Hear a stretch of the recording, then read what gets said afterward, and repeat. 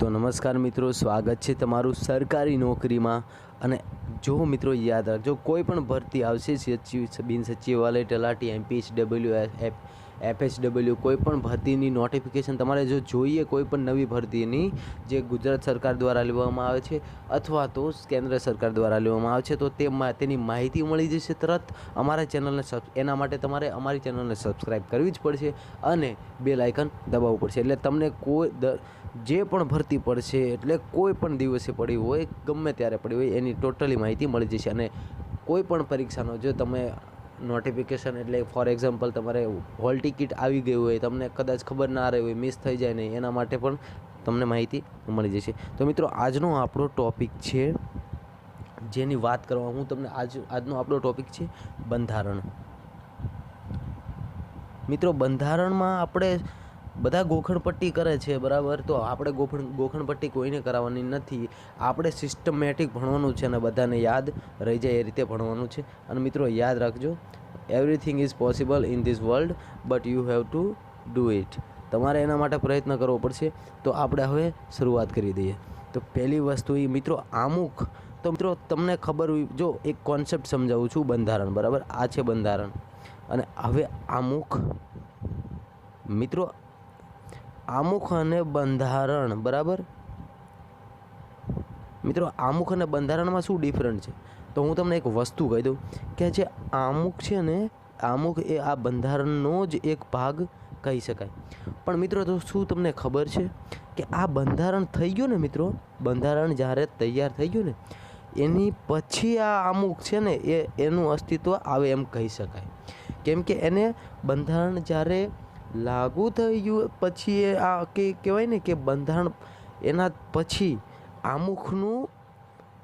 આમુખની જે અધિનિયમિતતા થઈ ને, એ આમુખના આ બંધારણની રચના પછી થઈ, બરાબર? એટલે આપણે ફર્સ્ટ પ્રાયોરિટી કોને આપવાની કે પહેલાં કોણ બન્યું?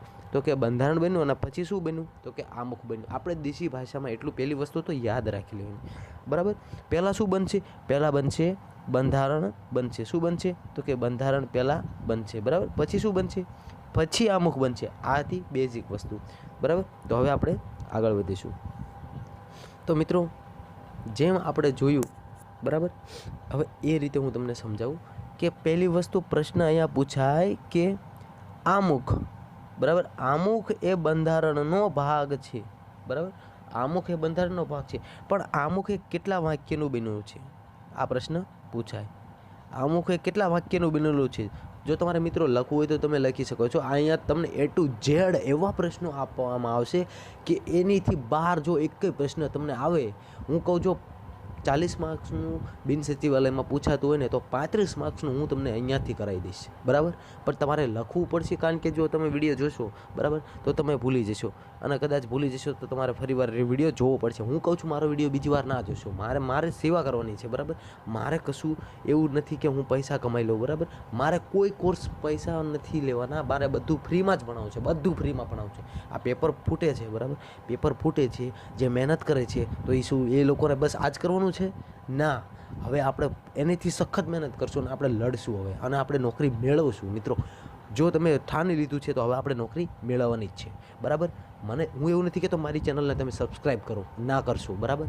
પણ તમે શેર કરો અને લાઈક પણ ના કરશો, બરાબર? જેટલા વિદ્યાર્થીઓ જોશે ને, એટલો મારા ફાયદો થશે। કઈ રીતે? કે મારા વિદ્યાર્થીઓ એ નોકરી લેશે, અને જે આ લુખ્ખા તત્વો છે ને, લુખ્ખા તત્વો જે નોકરી લઈ લે છે ને, એ હવે મને ગમતી વાત નથી। એમને આ રીતે પેપર ફોડવા છે અને પૈસા ખવડાવીને નોકરી લઈ લેવી છે, તો શું આ વિદ્યાર્થીઓ જે મહેનત કરે છે તો એમનું શું એમને બસ આ જ કરવાનું? આખી જિંદગી મહેનત કરવાની, પછી છેલ્લે દાડીએ જવાનું, બસ આ કરવાનું? ના મિત્રો, તો હવે બહુ થયું, બરાબર? અને હવે આપણે લડવાનું છે। તો મિત્રો સોરી, હું થોડોક આગળ વધી ગયો, સોરી એના માટે, પણ બસ આ જે દિલની વાત હતી કહી દીધી, બરાબર, તમારી સામે। અને હવે બસ હું એટલું કહેવા માગું છું કે હવે આપણે શરૂઆત કરી દઈએ। મિત્રો આમુખ, તો આમુખ એ કેટલા વાક્યનું બનેલું છે મિત્રો? બરાબર, તો એક વાક્યનું બનેલું છે, બરાબર? આ પહેલી વસ્તુ તમે યાદ રાખો, ગોખી નાખો, એ મને નથી ખબર, પણ તમારે આ મગજમાંથી જવું ન પડે। કેમ કે આમુખ છે ને એ મોટી લાંબી વાત કરેલી છે। અમે ભારતના લોકો ભારતને એક સાર્વભૌમ સમાજવાદી બિન સાંપ્રદાયિક લોકતાંત્રિક પ્રજાસત્તાક તરીકે સ્થાપિત કરવાનો અને તેના નાગરિકોને સામાજિક, આર્થિક અને રાજકીય ન્યાય, વિચાર, અભિવ્યક્તિ, માન્યતા, ધર્મ, ઉપાસના જેવી વાતો કરવામાં આવી છે, પણ આ બધી વાતને ક્યાંય પણ પૂર્ણ વિરામ મળ્યો નથી. એટલે એક જ વાક્ય છેલ્લે પૂર્ણ વિરામ મળે છે. એટલે એમ કહી શકાય કે એક જ વાક્યનું બનેલું છે, જે આપણે આગળ એને ચર્ચા કરીશું. મિત્રો પહેલો જ પ્રશ્ન અહીંયાથી એ ઉદ્ભવે છે. પહેલો જ પ્રશ્ન એ ઉદ્ભવે છે મિત્રો, યાદ રાખજો કે બંધારણ હોય છે ને મિત્રો, કે બંધારણમાં સૌપ્રથમ આ વિચાર આવે, બરાબર. તો મિત્રો સૌપ્રથમ બંધારણને આ ઉદ્દેશ્ય, તો આનો ઉદ્દેશ્ય હોય ત્યારે જ આ બંધારણ અસ્તિત્વમાં આવે ને. અને બંધારણ અસ્તિત્વમાં આવે, બરાબર, બંધારણ અસ્તિત્વમાં આવે છે પછી શું અસ્તિત્વમાં આવે, તો કે પ્રિએમ્બલ, ધેટ્સ કોલ આમુખ, બરાબર, આમુખ. તો હવે આમુખનો જે ઉદ્દેશ્ય પ્રસ્તાવ છે, બરાબર, આમુખનો જે ઉદ્દેશ્ય પ્રસ્તાવ, આમુખનો ઉદ્દેશ્ય પ્રસ્તાવ કોણ રજૂ કરે છે?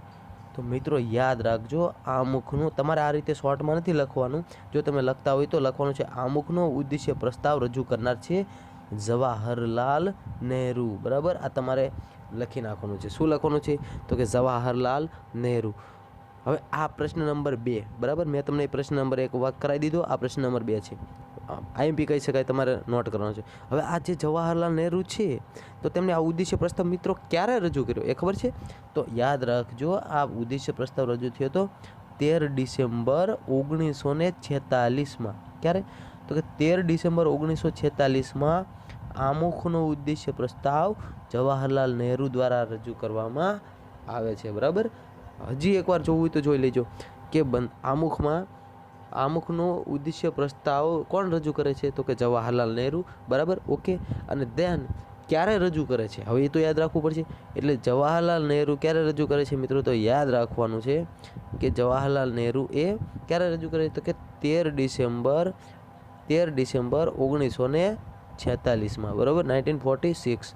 ઓકે, હવે આગળ વધીશું. હવે એક બીજો ઇમ્પોર્ટન્ટ ટોપિક જોઈ લે. તો હવે 22 ડિસેમ્બર 1950. હવે જો મિત્રો 2 ડેટ તમને કન્ફ્યુઝન કરાવશે. હવે ઉદ્દેશ્ય પ્રસ્તાવ રજૂ થયો, બરાબર. હવે આપણે આ જો મિત્રો સ્ટેપ ટુ સ્ટેપ જવાનું. પહેલી વસ્તુ સૌપ્રથમ શું થશે? તો કે ઉદ્દેશ્ય પ્રસ્તાવ છે એ રજૂ થશે, બરાબર. આ રજૂ થઈ ગયો, ક્યારે થઈ ગયો, બરાબર, એ તો તમને ડેટ હવે તમારે અહીંયા હું નહીં કહું, બરાબર. એ ડેટ તમારે મગજમાં યાદ રાખવાની. એટલે હવે એને રિલેટ કરીને તમે આ ડેટ યાદ રહી જશે. કઈ રીતે? હવે ઉદ્દેશ્ય પ્રસ્તાવ મિત્રો રજૂ થયો છે, બરાબર. તો હવે શું થશે? તો હવે યાદ રાખજો, રજૂ પછી એક સ્ટેપ યાદ રાખવાનું, સ્વીકાર થાય, સ્વીકાર. અને પછી શું થાય? તો કે સ્વીકાર થઈ જાય પછી મંજૂરી મળે. શું મળશે? મંજૂરી મળે, અથવા એનો બીજો શબ્દ કહેવાય કે અધિનિયમિત. મંજૂરી અથવા અધિનિયમિત થાય.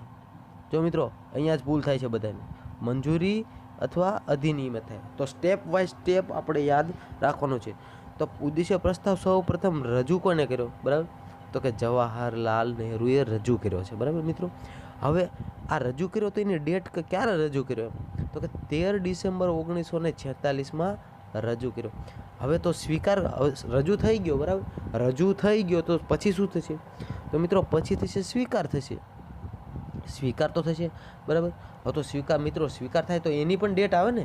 હા, તો યાદ રાખજો, એની ડેટ છે 22 જાન્યુઆરી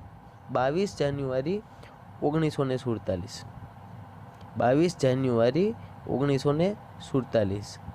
મિત્રો થોડુંક તમને હું અત્યારથી થોડુંક હેવી ભણાવું છું. હેવી મીન્સ કે જે બિન સચિવાલયને અનુલક્ષીનું હોય છે, બરાબર, એવું ભણાવું છું. અને તલાટીનું પણ આમાં જ આવી જશે, બરાબર. ફોર એક્ઝામ્પલ તલાટીમાં કેવા પ્રશ્ન પૂછાય કે બંધારણમાં સૌ પ્રથમ અમુકનો સ્ત્રોત ક્યાંથી લેવામાં આવ્યો છે, અમુકની ભાષાઓ ક્યાંથી લેવામાં આવી છે, અમુકનું પ્રારૂપ કોણે તૈયાર કર્યું છે, બરાબર. આવા પ્રશ્નો હોય, એવા પ્રશ્નો તો જનરલી આવવાના જ છે અને બધાને આવડવાના જ છે. પણ થોડુંક આપણે કહેવાય ને કે એનો ગર્ભ કહેવાય ને, ગર્ભ, તો એ આપણે એને ગર્ભ થોડાક જ છે મિત્રો. જે મેં તમને આમુખ રજૂ ક્યારે કર્યું? તો કે થોડાક મેં તમને પ્રશ્નો સમજાયા, જેવા કે તે આમુખનો પ્રસ્તાવ હતો, ઉદ્દેશ્ય પ્રસ્તાવ, એ રજૂ ક્યારે થયો, બરાબર. હવે આ રજૂ ક્યારે થયો એ મેં તમને કહી દીધું, બરાબર. ક્યારે રજૂ થયો? તો કે 13 ડિસેમ્બર 1946માં. હવે આ ક્લિયર થઈ ગયું. હવે રજૂ થયો ત્યારબાદ હવે એનો સ્વીકાર થશે.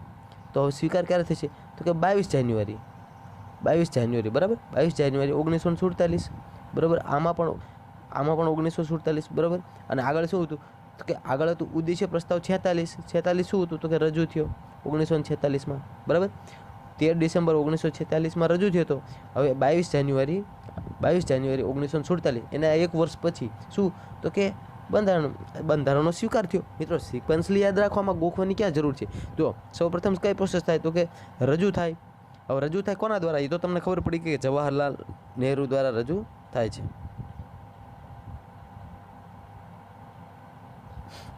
બરાબર મિત્રો.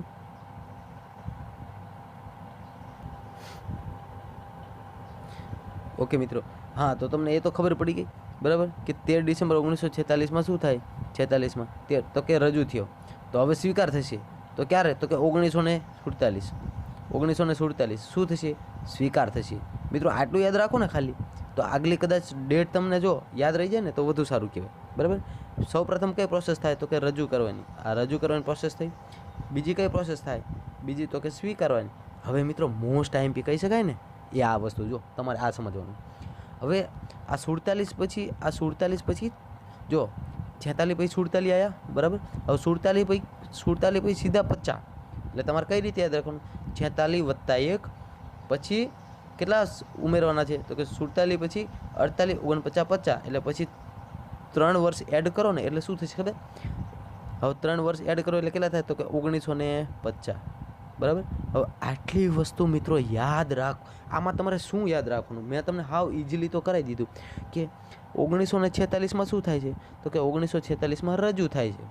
અને 1947માં શું થાય? તો કે 1947માં સ્વીકાર થાય. અને 1950માં શું થશે? હવે એ હું તમને કહી દઉં, બરાબર. તો 1950માં આ જે આમુખ હતું ને મિત્રો, આમુખ, તો એ આમુખ છે એ અધિનિયમિત થશે, બરાબર. અધિનિયમિત થશે. તો મિત્રો આ વસ્તુ તમારે ભૂલવાની નથી. અને જો આટલી વસ્તુ મારા મિત્રો તમને યાદ રહી ગઈ હોય ને તો મારા માટે મને ખુશીનો આનંદ છે, બરાબર. ખુશી છે મને. પણ મિત્રો યાદ રાખજો, આનું એક થોડુંક યાદ રાખવાનું છે કે જો 3 ડેટ યાદ રાખવાની છે, વધારે કશું નહીં મિત્રો. ખાલી 3 ડેટ જ યાદ રાખવાની. જો હું ઇઝીલી તમને કહી દઉં કે આ મિત્રો જો ઉદ્દેશ્ય પ્રસ્તાવ સૌ પ્રથમ રજૂ થયો, બરાબર. હવે આની ડેટ જો તો યાદ રાખ્યું ને તો કે 22, બરાબર. 22. હવે 22 આ ઉદ્દેશ્ય પ્રસ્તાવ છે, બરાબર. સોરી મિત્રો ઓકે, હા મિત્રો. હવે હું તમને જો પહેલાં 13 કરો. સ્વીકારમાં શું કરવાનું? જો આ સૌ પ્રથમ રજૂ કરે છે, બરાબર. સૌ પ્રથમ શું કરે છે? તો કે રજૂ કરે છે, બરાબર. હવે રજૂ કરે છે. આ તમને 46 48 50 ખબર પડી ગઈ. આ સિક્વન્સલી યાદ રાખવાનું. પહેલાં કોઈ પણ વસ્તુ હોય પહેલાં રજૂ થાય, પછી રજૂ થાય પછી હવે જોવે કે આપણે ગમશે કે નહીં ગમે. હવે એ વસ્તુ આપણે સ્વીકારવી, હા ગમી, એને શું કહેવાય? સ્વીકાર કહેવાય. અને પછી આપણે એને અપનાવી લઈએ તો એને શું કહેવાય? અધિનિયમ કહેવાય, બરાબર. અધિનિયમિત કહેવાય. હવે આ વસ્તુનો ડિફરન્ટ તમારે ખબર હોવી પડે. તો કે હવે રજૂ ક્યારે થયો? તો કે હવે એની આ 46 48 અને 50 આ 3 વસ્તુની તમને ડેટ આ સાલ યાદ રહી ગયા. હવે આપણે ડેટ જો યાદ રાખી હોય ને તો મિત્રો યાદ રાખવાનું કે પહેલાં તો 13 યાદ રાખવાનું. 13, બરાબર. 13 યાદ રહી ગયું. હવે સ્વીકારમાં 22 યાદ રાખવાનું. સ્વીકારમાં 22 યાદ રાખવાનું. અને મિત્રો જો હાવ ઇઝી કરી દઉં ને તો તમારે ખાલી અહીંયા પણ 22 યાદ રાખવાનું. અહીંયા પણ 22 યાદ રાખવાનું. જો 22 જાન્યુઆરી, અહીંયા પણ જાન્યુઆરી આવશે, અહીંયા પણ જાન્યુઆરી આવશે. હવે મિત્રો તમારે યાદ શું રાખવાનું રહ્યું? તો તમારે યાદ કશું નથી યાદ રાખવાનું રહ્યું. સૌ પ્રથમ 13 ખાલી એક યાદ રાખો, બાકી 2 વાર 22 આવે છે મિત્રો. એટલું તો યાદ રહી જાય ને. અહીંયા પણ 22 આવશે. જો એક રજૂ કરો ને ત્યારે ખાલી 13 ડિસેમ્બર યાદ રાખવાનું, બરાબર. હવે સ્વીકાર કરો ત્યારે 22 યાદ રાખવાનું. અને અધિનિયમિત કરો ત્યારે પણ 22 યાદ રાખવાનું. પણ મિત્રો એક પાછળ ડેટ એક યાદ રાખવાની કે ડેટ તો આપણને યાદ જ છે. કઈ રીતે? તો કે 46 48 ને 50. હવે આપણે યાદ રહી ગયું. તો કે સૌપ્રથમ ઉદ્દેશ્ય પ્રસ્તાવ તમને પૂછવામાં આવે કે આમુખનો ઉદ્દેશ્ય પ્રસ્તાવ ક્યારે રજૂ કર્યો? તો કે હવે તો મારા મિત્રોને ખબર પડી જાય કે 13 ડિસેમ્બર 1946માં રજૂ કર્યો. અને આ વસ્તુ કોઈ દિવસ ભૂલાય જ નહીં. હું કહું છું ના ભૂલાય. હવે ત્યારબાદ તો કે આમુખનો સ્વીકાર ક્યારે થયો? તો કે 22 જાન્યુઆરી 1947, બરાબર. આ વસ્તુ પણ ના ભૂલાય. હવે અધિમિત તો થશે ને. હવે છેલ્લે શું થશે? તો કે અધિમિત થશે. તો કે હવે હવે ભારતના બંધારણમાં આવેલું આમુખનું ધ્યાન રાખજો, ચોક્કસ શબ્દો યુઝ કરું છું. આમુખનું બીજું નામ પ્રિએમ્બલ, કદાચ પ્રિએમ્બલ પૂછે તો યાદ રાખો કે આમુખનું પ્રિએમ્બલ કે આમુખ અથવા પ્રિએમ્બલ ક્યારે અધિનિયમિત થયું? તો અધિનિયમિત થયું એટલે તમને યાદ આવવું પડે મગજમાં કે આ છેલ્લી વાત થાય છે. છેલ્લી વાત એટલે 1950 ને 50 સામે શું હતું? 22. તો 47 સામે શું હતું? તો કે 22. અને 13 સામે શું હતું? તો 13 સામે હતા 46. અને 46 કેમ હતા? કે રજૂ કર્યું, બરાબર. 47 કેમ હતા? કે સ્વીકાર કર્યો. અને 1950 કેમ હતા? કે અધિનિયમિત કર્યું. મિત્રો માફ કરજો જો થોડુંક તમને અહીંયા કંટાળો આવ્યો છે 100%, કારણ કે આ જે સબ્જેક્ટ હતો ને, આ જે ટોપિક હતા ને, એ ટોપિક હતા થોડાક અઘરા, એટલે તમને થોડુંક એવું લાગે કે થોડુંક અઘરું ભણાવી દીધું. હવે મિત્રો આપણે જે જનરલી પૂછે ને એવા પ્રશ્નો જોઈ લઈએ. કેના? તો કે આમુખના. તો પહેલો પ્રશ્ન એ છે, બરાબર, પ્રશ્ન નંબર 1. તો પહેલો પ્રશ્ન એ છે કે આમુખ કેટલા વાક્યનું બનેલું છે? તો એનો જવાબ છે આમુખ માત્ર એક વાક્યનું બનેલું છે. પ્રશ્ન 2, આમુખનો ઉદ્દેશ્ય પ્રસ્તાવ રજૂ કોને કર્યો? તો મિત્રો યાદ રાખજો, જવાહરલાલ નહેરુ. હવે એનો જવાબ તમને મળી ગયો છે. હવે આગળ ટાઈમ નથી બગાડતો તમારો. ઓકે, હવે આગળ વધીશું કે આ જે બંધારણીય આમુખ છે, બરાબર, આમુખનું પ્રારૂપ તૈયાર કરવાનું હોય, બરાબર, તો એના કોઈક સલાહકાર તો હોય ને, બરાબર.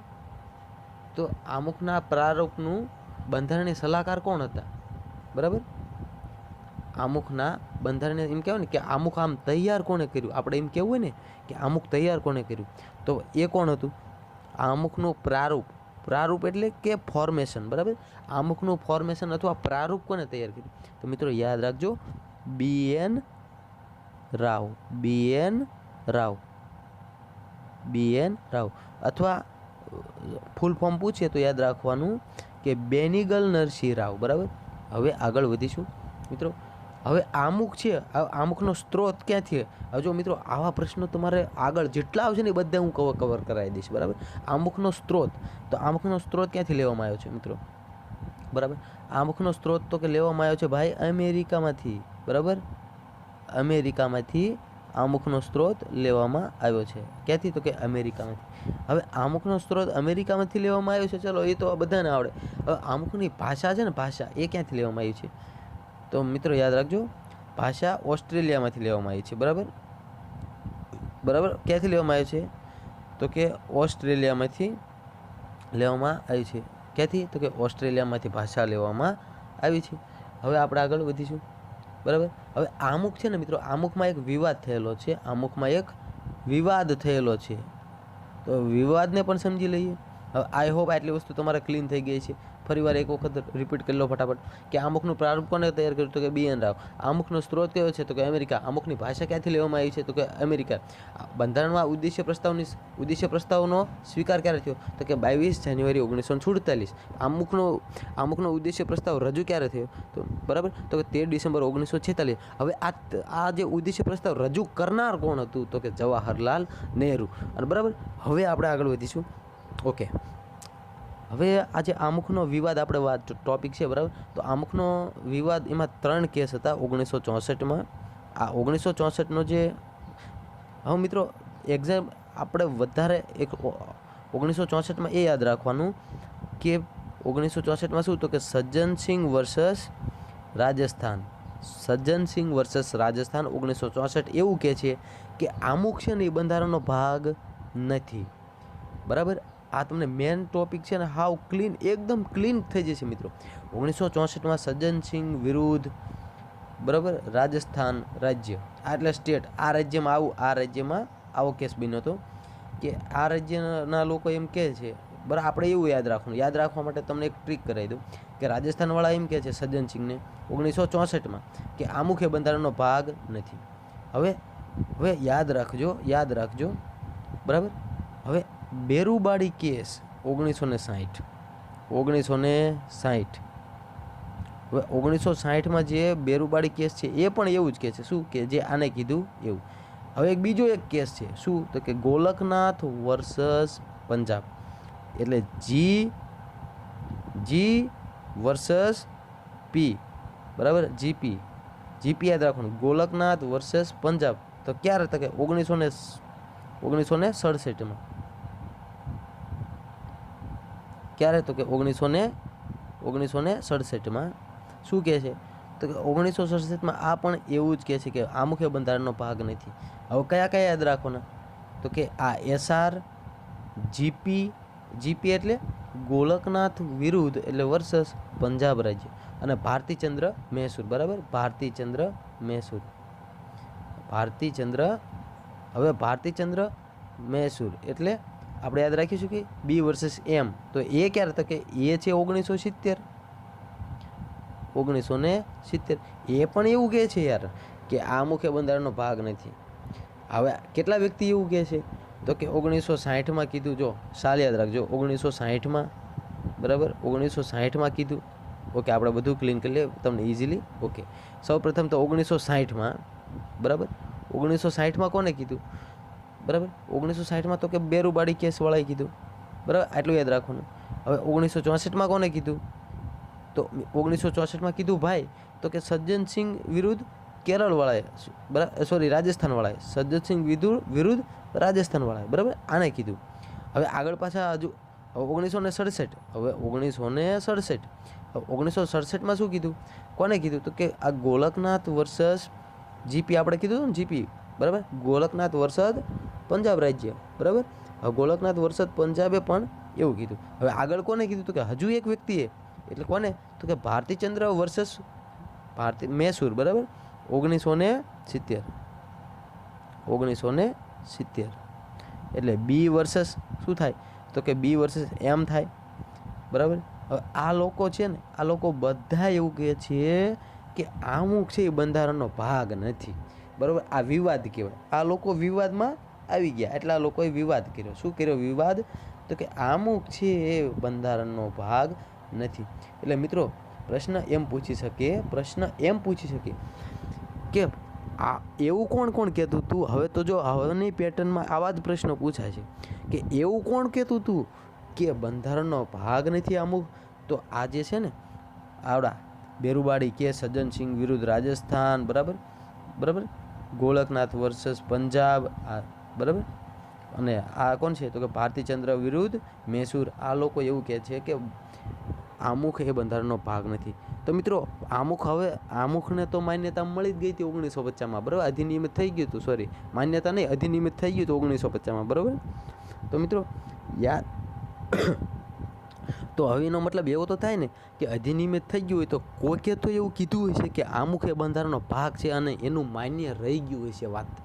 કોકે તો એવું કીધું હોય છે ને, કારણ કે નકર એવું ના કીધું હોય તો એ આમુખ એ બંધારણનો ભાગ બને જ નહીં.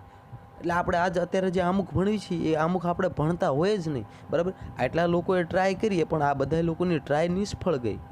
પણ મિત્રો એક વ્યક્તિ એવું હતું, કોણ? તો કે યાદ રાખો, કેશવાનંદ વિરુદ્ધ કેરળ. આ તમારે ખાસ ધ્યાન રાખવાનું છે, કેશવાનંદ વિરુદ્ધ કેરળ. હવે આ વ્યક્તિ છે ને એને મસ્ત કામ કર્યું. એ શું કહે છે કે 1973માં આનો તો પહેલી વસ્તુ ચુકાદો આવ્યો હતો. ક્યારે? આજે એક બધા કેસ ચાલે ને હાઈકોર્ટમાં બધે ચાલે. બરાબર, કોર્ટોમાં ચાલે. બરાબર, આ કોર્ટમાં કેસ ચાલ્યો અને આ ભાઈનું 1973માં ચુકાદો આવ્યો. 1973માં ચુકાદો આવ્યો. શું ચુકાદો આવ્યો મિત્રો? તો 1973માં જે ચુકાદો આવ્યો ને એનો ચુકાદો એવો આવ્યો કે આમુખ એ બંધારણનું ભાગ છે. બરાબર, પહેલી વસ્તુ આને શું ગણાયો? તો કે આમુખ એ બંધારણનો ભાગ. તો કે હા ભાઈ છે. બરાબર, કોને? તો કે સુપ્રીમ કોર્ટે જણાવી દીધું. બરાબર, સુપ્રીમ કોર્ટે કહી દીધું કે આમુખ એ બંધારણનો ભાગ છે. બરાબર, અને આમુખનું જે વાંચન થાય ને, બરાબર, આ જે બંધારણનું જે વાંચન થાય, આપણે બંધારણનું જે રીડિંગ થાય ને બંધારણ, હવે એ જે વાંચન થાય ને, સુપ્રીમ કોર્ટે શું કીધું? બરાબર, એ ખાસ ધ્યાન રાખવાનું. સુપ્રીમ કોર્ટે બે વાત કરી. કઈ બે વાત? પહેલી વાત તો એ કે જો, અને આ કેસ કયો? તો કે કેશવાનંદ વિરુદ્ધ કેરળનો કેસ. બરાબર, કયો કેસ? તો કે કેશવાનંદ વિરુદ્ધ કેરળનો કેસ. એમ કહે છે કે આમુખ છે એ પહેલી વસ્તુ બંધારણનો ભાગ છે. અને બીજી શું વસ્તુ કીધી? તો કે બીજી વસ્તુ એ કીધી કે આ બંધારણનું તમે વાંચન કરો ને, બંધારણનું વાંચન, તો એ આ વાંચન છે ને એ આ આમુખને આધારે હોવું પડે, આમુખને આધારે હોવું પડે. બંધારણનું વાંચન કરો ને તો આમુખને આધારે હોવું પડે. આ ફેક્ટ વસ્તુ જો બિન સચિવાલયમાં પૂછે ને તો આ બીજો ઓપ્શન મોસ્ટ ઓફ હોય ને તો કોઈને ના આવડે કે બંધારણનું આમુખ હોવું. બંધારણનું આમુખ એ કોને અનુરૂપ વાંચન હોવું જોઈએ તો કે આમુખને અનુરૂપ વાંચન હોવું જોઈએ. બરાબર, આટલી વસ્તુ યાદ રાખવાનું છે મિત્રો. હવે આગળ વધીશું. બરાબર, હવે અહીંયા એક ખાસ ધ્યાન રાખવાનું છે કે પૂછાયો પ્રશ્ન કયો પૂછાયો, તો હવે આપણે એની ચર્ચા આગળ હતો એ પણ પૂછાયો પણ આની હવે ચર્ચા કરી લઈએ. બરાબર, તો મિત્રો યાદ રાખજો કે કેશવાનંદ વર્સેસ કેરળ જે હતું, બરાબર, એ કેસ ક્યારનો હતો તો કે હવે આ પ્રશ્ન કોઈને ના ખબર હોય, બધા 1973 ગોખીને જ બેઠા હોય. તો કે કેશવાનંદ કેરળનો જે કેસ છે ને એ 1971નો કેસ હતો ભાઈ. ચુકાદો 1973માં આવ્યો છે. બરાબર, ચુકાદો ક્યારે આવ્યો તો કે 1973માં, પણ કેસ હતો મારા ભાઈ 1971નો. બરાબર, પ્રશ્નમાં પૂછે કે કેશવાનંદ વર્સેસ કેરળ, બરાબર, કેશવાનંદ વર્સેસ કેરળનો જે કેસ હતો એ કેસ હતો ક્યારનો તો કે કેસ હતો 1971માં. અને એ કેસનો ચુકાદો ક્યારે આવ્યો તો કે એ કેસનો ચુકાદો આવ્યો 1973માં. હવે આ વસ્તુ ખાસ ધ્યાન રાખવાની, ગોખણ પટ્ટી કરવાની થતી નથી. બરાબર, હવે આપણે આગળ જોઈએ. હવે બીજો પોઈન્ટ છે કે આમુખમાં એક બંધારણીય સુધારો થયો છે. આમુખમાં એક સુધારો થયો છે. બરાબર, એમ કહી શકાય ને કે આમુખમાં પહેલો સુધારો કોણ તોય આ કહેવાનો, છેલ્લો કોણ તોય આ જ કહેવાનો. બરાબર, એટલે ઇન શોર્ટ એમ કહેવા માંગ્યો કે આમુખમાં કેટલા સુધારા થયા તો કે બસ એક જ તે. આમુખમાં સુધારા કેટલા થયા તો કે એક જ સુધારો થયો છે મિત્રો. તો હવે કયો સુધારો એ તો જોવો બહુ મોસ્ટ ઇમ્પોર્ટન્ટ. તો મિત્રો યાદ રાખવાનું કે 42મો બંધારણીય સુધારો હતો. હવે આ જે આપણે અનુક્રમ આપ્યો 42મો બંધારણીય સુધારો, તો હવે આપણે એમ ડાયરેક્ટ એ વસ્તુ યાદ રાખવાનું કે તમને જો શોર્ટકટ ટ્રીક કરાવી દઉં મિત્રો, તમારે શું યાદ રાખવાનું 42માં યાદ રાખવાનું અસબી. આ આપણી ટ્રીક છે મિત્રો, આ આપણી ટ્રીક છે. બાકી જો તમને પાવરફુલ ન કરી દો તો મારું નામ નહીં. બરાબર, હવે આ 42મો બંધારણીય સુધારો થયો છે. બરાબર, તો એ શું સુધારો છે તો મિત્રો યાદ રાખજો મારા વાલા મિત્રો. એટલે અખંડિતતા. બરાબર, અખંડિતતાની વાત કરવામાં આવી છે. 1942માં જે સુધારો હતો ને એમાં શું સુધારો કર્યો તો કે પહેલો સુધારો આ વિશે કર્યો, અખંડિતતા. બરાબર, અખંડિતતા. બરાબર, હવે બીજો આ સ છે ને એનો શું મતલબ તો કે સમાજવાદી. હવે સમાજવાદી. બરાબર, હવે શું સુધારો કર્યો ને એ હું તમને કહી દઉં. હવે અને આ છે શું તો કે બિન સાંપ્રદાયિક. બી એટલે પહેલી વસ્તુ તો આ ગોખી નાખો, જેને આ બધું નવું જ લાગે છે ને એ ગોખી નાખો. બંધારણમાં સૌપ્રથમ સુધારો ક્યારે થયો? બરાબર, કયો કેટલામો સુધારો મિત્રો યાદ રાખજો? 42મો બંધારણીય સુધારો 1976. 42મો સુધારો ક્યારે થયો તો કે 1976. હવે 42મો બંધારણીય સુધારો 1976માં જે થયો છે, 42મો બંધારણીય સુધારો જે 1976માં થયો છે એ શું સુધારો છે તો કે મિત્રો અસબી. હવે આ બધાને જો કે આ ખબર જ હોય તો કે અખંડિતતા, બરાબર, સમાજવાદી અને બિન સાંપ્રદાયિકતા. બરાબર, તો હવે આ અસબી આપણે તો ગોખી નાખ્યું ભાઈ, પણ ગોખવાનું નથી મિત્રો. આ તો તમને એક સિક્વન્સલી યાદ રખાવવા માટે એક ટ્રીક છે. પણ હવે એનો જો હું તમને કહું આ બી છે, બી બિન સાંપ્રદાયિકતા, તો એ શું કહેવા માગે તો બી એટલે કે અહીંયા કે કોઈ પણ ધર્મ છે, ભારતનો કોઈ ધર્મ નથી કે ભારતમાં આ ધર્મ મુસ્લિમ ધર્મ કે ભારતમાં આ હિન્દુ ધર્મ, એવું નહીં. ભારતમાં કોઈ ધર્મ નથી ભાઈ, બધા સરખા. એટલે ભારત છે ને ધર્મનિરપેક્ષ દેશ કહેવાય, એટલે કે સેક્યુલરિઝમ. ભારતમાં શું છે તો કે કોઈ ધર્મ પ્રમુખ નથી, કોઈ ધર્મ નથી, બધા ધર્મ છે. ટૂંકમાં કોઈ ધર્મ એમ કહેવાય ને કે આ ધર્મ આ ભારતનો મેન આ રાષ્ટ્રીય ધર્મ, એવું નથી. ટૂંકમાં બિન સાંપ્રદાયિકનો મતલબ જો તમને ઇઝીલી યાદ રહે. બરાબર, સમાજવાદી. હવે આ સમાજવાદી શબ્દ એટલે કેવો સમાજવાદ? બરાબર, તો કે સમાજવાદ એટલે કે એવું નહીં કે આ છે ઠાકોર સમાજ, આ છે ક્ષત્રિય સમાજ, કે આ સમાજવાદ આપણે પ્રમુખ, એવો કોઈ સમાજવાદ નહીં. સમાજવાદ એટલે મિત્રો તમામ લોકો. બરાબર, સમાજના જે સમાજ એટલે તમામ લોકો કેવા કે જે ભારતમાં રહેતા હોય તેવા તમામ લોકો એ સમાજવાદ. બરાબર, હવે મિત્રો સમાજવાદમાં કેવી વાત કરવામાં આવી છે કે સમાજવાદ એટલે કેવો, તો કે લોકતાંત્રિક સમાજવાદ તરીકે લેવાય, બરાબર. હવે રાજ્ય સમાજવાદ નહીં, બરાબર. હવે આ વસ્તુ તમારે ધ્યાન રાખવાનું. સમાજવાદ તો કેવો સમાજવાદ?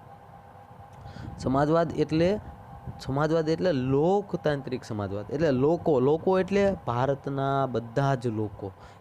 એમાં સમાજવાદમાં એવું કોઈની જાત નહીં, કોઈની નાત નહીં, બરાબર, એ સમાજવાદ. હવે અખંડિતતા, બરાબર. હવે અખંડિતતા મિત્રો પ્રશ્ન આવે એટલે તમને એમ થઈ જાય કે સર આમાં ખબર ના પડી, બરાબર. અખંડિતતા શબ્દ જેવો છે, તો કે આ શું છે? આ બધાએ અત્યાર સુધી ભણાવ્યું, બધાએ શું કર્યું, તો કે બધાએ ગપ્પુ મારી દીધું, બરાબર. હવે અખંડિતતા એ શું છે?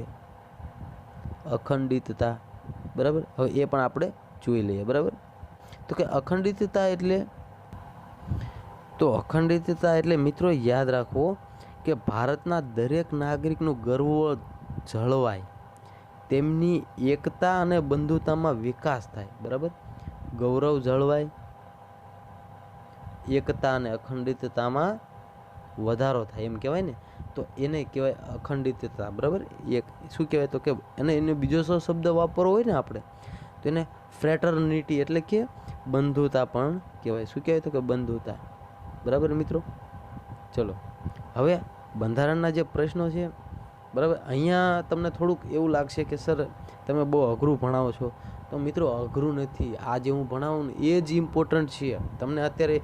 બાકી મને એવું આવડે જ છે ભણાવતા કે બંધારણ સભામાં કોણ સભ્યો હતા, તો બધા ગાડડીઓ પ્રવાહ બોલવાનો જ છે, બરાબર. બધા એમ પૂછવાના જ છે કે બંધારણને આમુખની રાજકીય કુંડળી કોને કીધું, તો કે કનૈયાલાલ મુનશીએ. એ ગાડડીઓ પ્રવાહ બોલવાનો જ છે.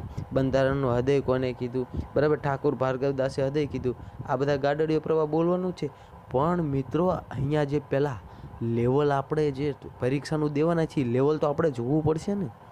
તો તમને અઘરું લાગે ને, તો મિત્રો યાદ રાખજો, અઘરું લાગશે નહીં, ઇઝીલી યાદ રહી જશે, બરાબર. જેવી રીતે આપણે વાત કરી, તો મિત્રો હવે આપણે ચલો થોડાક ઇઝી પ્રશ્ન જોઈ લે. કેવા, તો કે ભારતના બંધારણને અમેરિકાની આઝાદી સાથે અમેરિકાની આઝાદીની ઘોષણા સાથે કોને સરખાયું? અમેરિકાની આઝાદીની ઘોષણા થઈ છે ગમે ત્યારે, બરાબર. હવે એની ઘોષણા સાથે કોને સરખાયું?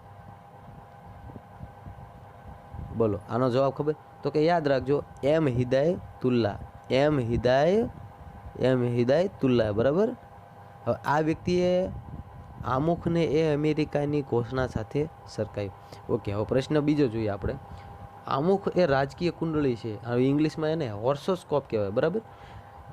આપણે ઇંગ્લિશ નથી યાદ રાખવું, ગુજરાતીમાં જ યાદ રાખો કે આમુખ એ રાજકીય કુંડળી છે, બરાબર.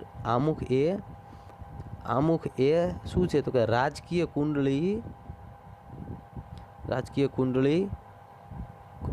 આ કુંડળી છે એવું કોને કહ્યું? હાલો, તો કોને કહ્યું? તો કે કનૈયાલાલ મુનશી. હવે કનૈયાલાલ મુનશી કોણ છે, બરાબર? એ તો તમને ખબર હોવી જ જોઈએ.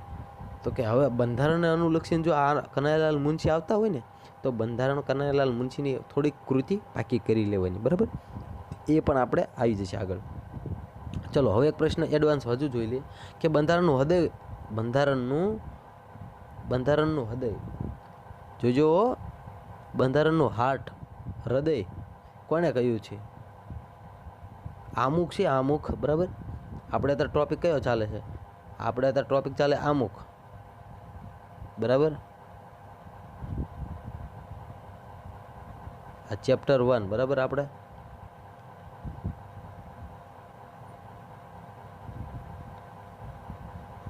આમુખ, બરાબર. તો મિત્રો યાદ રાખજો કે આમુખને બંધારણનું હૃદય કોને કહ્યું છે?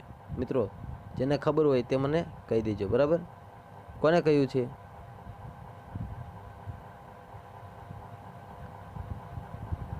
જો ખબર હોય તો તમે એનો જવાબ આપી દો, બરાબર. ઓકે, તો હવે આપણે ચાલુ કરી. હા, તો આમુખને બંધારણનું હૃદય કોને કહ્યું છે? તો કે ઠાકુર ભાર્ગવદાસે. કોને? તો કે ઠાકુર ભાર્ગવદાસે, બરાબર. આ ભાર્ગવદાસે કહ્યું છે. શું? તો કે બંધારણ એ આમુખ છે, આમુખ. આમુખ છે ને એ બંધારણનું હૃદય છે. અથવા ઇનડાયરેક્ટલી એમ પૂછે કે ઠાકોર ભાર્ગવદાસે એ બંધારણને આમુખનું શું ગણાવ્યું છે, બરાબર, સોરી, આમુખને બંધારણનું શું ગણાવ્યું છે, તો કે આમુખને બંધારણનું હૃદય ગણાવ્યું છે, બરાબર. ઓકે, હવે આગળ વધીશું મિત્રો. ઓકે, હવે પ્રશ્ન આપણે આગળ જોવાનો છે. તો પ્રશ્ન આગળ એમ કહે છે કે આમુખનું બંધારણનું આમુખ લાંબા સમયથી જે વિચાર્યું હતું કે જેના સ્વપ્ન જોયા હતા, બરાબર, તે અભિવ્યક્ત કરે છે કે આપણે જે સ્વપ્ન જોયું હતું કે આમુખ આવું હોય છે, બંધારણ આપણું આવું હોય છે, બરાબર, બંધારણનું આમુખ આવું હોય છે જેને આપણે સપનું જોયા હતા. તો કે આ સપના જોવાની વાત એટલે કે બંધારણ આવું હોય છે એમ. શું? તો કે બંધારણનું આમુખ જે વિચાર્યું હતું, સ્વપ્ન જોયા હતા, વિચાર્યું હતું, સ્વપ્ન જોયા હતા, આવું કોને કહ્યું? સ્વપ્ન જોયા હતા, આવું કોને કહ્યું?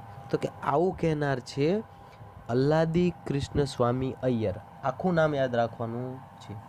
શું? તો કે અલ્લાદી કૃષ્ણ સ્વામી અય્યર, AKY, અલ્લાદી કૃષ્ણ સ્વામી અય્યર, બરાબર, અલ્લાદી કૃષ્ણ સ્વામી અય્યર. આને એવું કીધું હતું આ ભાઈએ તો કે આમુખ એ લાંબા સમયથી જે આપણે વિચાર્યું હતું કે જેના સ્વપ્ન જોયા હતા એટલે એને આપણે શું કહીશું? તો કે આમુખ કહીશું. હવે આટલા વ્યક્તિઓ જે વાત કરી છે એવી વસ્તુ તમને યાદ રહેવી જોઈએ, બરાબર. હવે આપણે આગળ વધીશું, બરાબર. હવે પહેલી વસ્તુ તો એક મિત્રો યાદ રાખવાની છે કે બંધારણમાં જે પ્રથમ સુધારો થયો હતો 42મો બંધારણીય સુધારો એ કયો થયો હતો? તો કે 42મો બંધારણીય સુધારો એ અસબી થયો હતો. અસબી તો તમને ખબર છે ને, તો કે અખંડિતતા, બરાબર, સમાજવાદી અને બિનસાંપ્રદાયિકતા. અને ક્યારે થયો હતો? કે 1976માં થયો હતો. ત્યારબાદ આમુખને કોણે શું કહ્યું છે એ ટોપિક આપણે લઈ લીધો, બરાબર. હવે જે ઇમ્પોર્ટન્ટ ટોપિક છે આ પ્રશ્ન, તો ચલો હવે આપણે એના પ્રશ્નો હું તમને કહી દઉં, બરાબર. ભારતીય બંધારણની આમુખની શરૂઆત ક્યાંથી થાય? હવે બરાબર, આમુખ છે, હવે એની શરૂઆત ક્યાંથી થશે? બરાબર, આમુખની શરૂઆત તો થાય ને, બરાબર. તો આમુખની શરૂઆત ક્યાંથી થશે? બરાબર, તો આમુખની શરૂઆત તો આમુખથી જ થાય, પણ બંધારણની શરૂઆત ક્યાંથી થશે? તો કે બંધારણની શરૂઆત એ આમુખથી થશે. પહેલી વસ્તુ, પહેલો પ્રશ્ન, બરાબર. પ્રશ્ન 2, હવે ભારતીય બંધારણને સમજવાની ચાવી કોને કહેવામાં આવે? ભારતને આવું બંધારણને સમજવું હોય તો એ બંધારણને સમજવાની ચાવી કોણ છે? બરાબર, કોને કહેવાય? તો કે આમુખને જ કહેવાય, બરાબર. એમાંય પણ આમુખ આવશે. પ્રશ્ન 2. પ્રશ્ન 3, બરાબર. હવે ભારતીય બંધારણમાં ઉદ્દેશ્ય પ્રસ્તાવ કોણે રજૂ કર્યો? મિત્રો ધ્યાન રાખજો, આપણું ચેપ્ટર અહીંયા જે પહેલું હતું એ પહેલું ચેપ્ટર પૂરું થાય છે અને હવે એના પ્રશ્નો ચાલુ થાય છે, બરાબર. હવે આપણે એના પ્રશ્નો ચાલુ થાય, એના પ્રશ્નોના જવાબ તમારે દેવાના છે, બરાબર.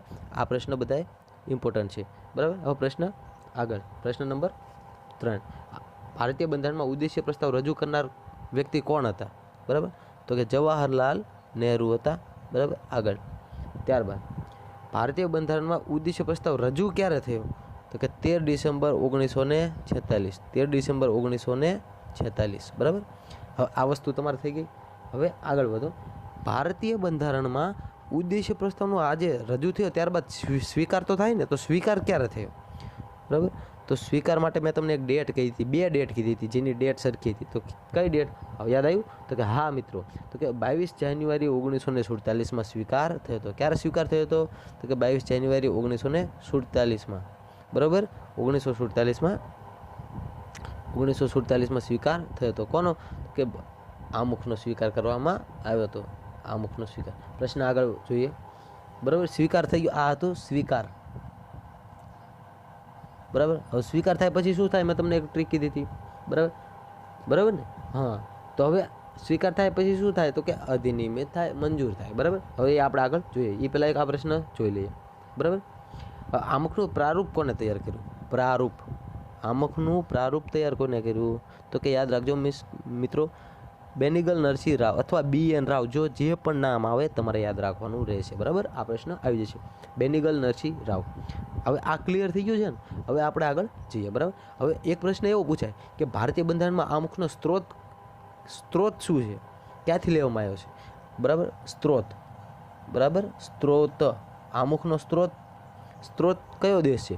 અમુકનો સ્ત્રોત એટલે આમ કહેવાય ને સોર્સ ઓફ પાવર કહેવાય. એમ જો સ્ત્રોત ના વાપરે બરાબર તો શક્તિ પાવર વાપરે બરાબર. અમુકની શક્તિ કયો દેશ છે, અમુકનો પાવર કયો દેશ છે બરાબર. હવે તો અહીંયા લખવાનું અમેરિકા. શું લખવાનું? અમેરિકા. અમુકનો સ્ત્રોત અમેરિકા, સ્ત્રોતની જગ્યાએ જો પાવર લખે તો પણ શું લખવાનું? અમેરિકા. હવે આ વસ્તુ તમારે ભૂલવાની થતી નથી બરાબર. હવે બીજો પ્રશ્ન જોઈએ આગળ. જેટલા પ્રશ્નો આવશે મિત્રો એ બધા પ્રશ્નો તમારે ખાસ ધ્યાન રાખવાના છે બરાબર.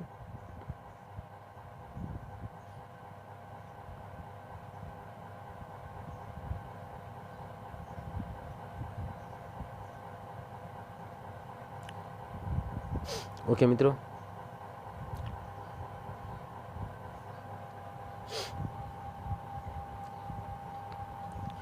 ભારતીય બંધારણમાં આપણે જે ભાષા છે એ ભાષા કયા દેશમાંથી લેવામાં આવી છે બરાબર.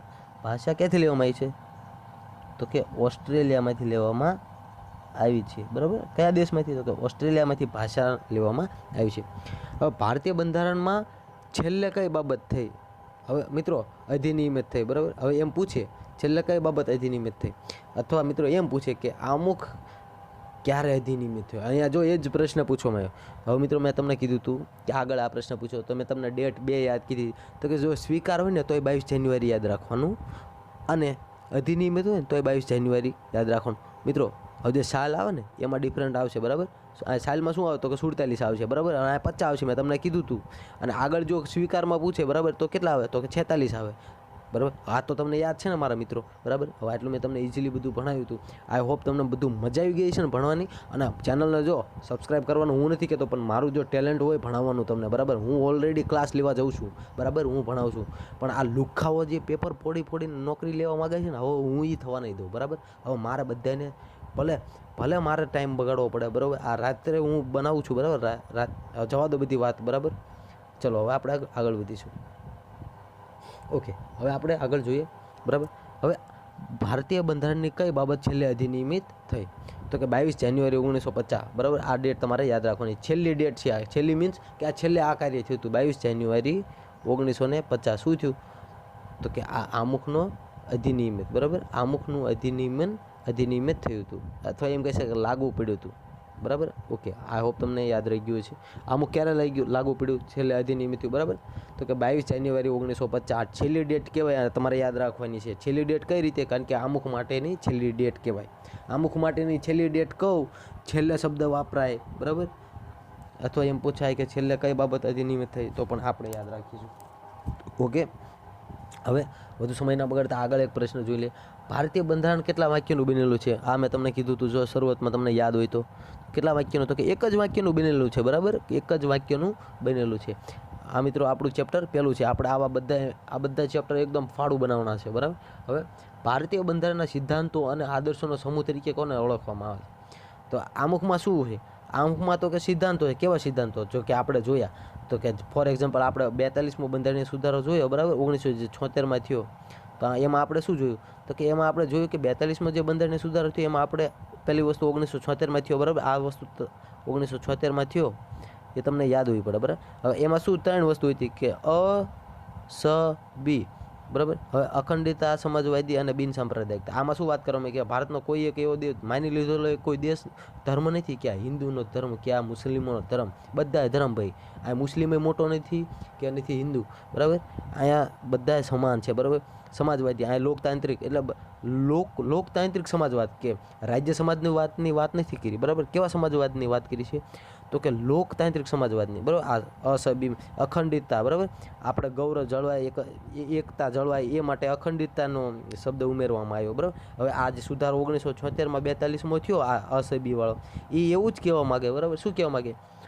તો કે એ એવું કહેવા માગે છે કે ભારતમાં કોઈ ભેદભાવ નથી બરાબર. ભારતમાં કોઈ પણ પ્રકારનો ભેદભાવ જોવા મળતો નથી. અને ભારત કેવું છે? તો કે એક રાષ્ટ્ર છે. તો આ બધું શું થયું? તો આ બધું શું થયું મિત્રો? તો આ બધા થયા સિદ્ધાંતો. આ બધા શું થયું? તો કે સિદ્ધાંતો થયા બરાબર, અને આદર્શો થયા. હવે આ જે હું તમને પ્રશ્ન પૂછું છું કે બરાબર, મેં તમને જે અત્યારે પ્રશ્ન પૂછ્યો કયો? તો કે ભારતીય બંધારણના સિદ્ધાંતો અને આદર્શોનો સમૂહ.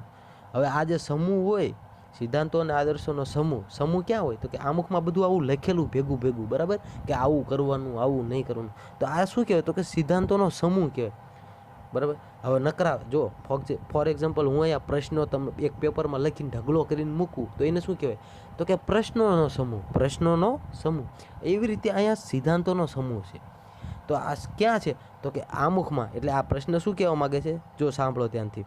તો કે પ્રશ્ન એમ કહે છે કે ભારતીય બંધારણના સિદ્ધાંતો અને આદર્શોનો સમૂહ તરીકે કોને ઓળખવામાં આવે છે? તો મારા વાલા મિત્રો, એ ઓળખવામાં આવે છે આમુખને. કોને? તો કે આમુખને. હવે બરાબર, આ ઇઝીલી તમને યાદ રહી ગયું છે. હવે આગલો પ્રશ્ન જોઈએ, બરાબર. ત્યારબાદ ભારતીય બંધારણની કઈ બાબતમાં આપણે જાણી શકીએ કે ભારત એક રાષ્ટ્ર તરીકે એક દિશા તરફ જોઈએ છે? તો એમાં પણ આમુખ જ આવશે. આમાં કોઈ ભેદભાવ નથી. એટલે શું આવશે? તો કે આમુખ. એટલે શું કહેવાય? કે ભારત એક રાષ્ટ્ર તરફ જઈ રહ્યો છે. એટલે એમ કહેવાય ને કે ભારતમાં કોઈ ભેદભાવ નથી. ભારતમાં અલગ અલગ રજવાડાઓ છે, બરાબર, પણ એ અલગ અલગ રજવાડા નથી. એ રાજ અલગ અલગ નથી કરતા. એ રાષ્ટ્ર કેવું છે? તો કે આપણું રાષ્ટ્ર બધાનું એક જ છે. યુપી વાળો હોય તો તે ઇન્ડિયા લાગશે, ગુજરાત વાળો હોય તો ઇન્ડિયા લાગશે. એટલે શું કહેવા માગે છે? કે ભારત એક રાષ્ટ્ર તરીકે જઈ રહ્યું છે, બરાબર. એવું આપણે શાના આધારે કહી શકીએ? તો કે આમુખના આધારે. આ પ્રશ્ન તમારે લખવો હોય તો લખી નાખો. પ્રશ્ન એવો છે કે આમુખ એક રાષ્ટ્ર દિશા તરફ જઈ રહ્યો છે, આવું આપણે શાના પરથી કહી શકીએ? તો કે એવું આપણે આમુખ પરથી કહી શકીએ.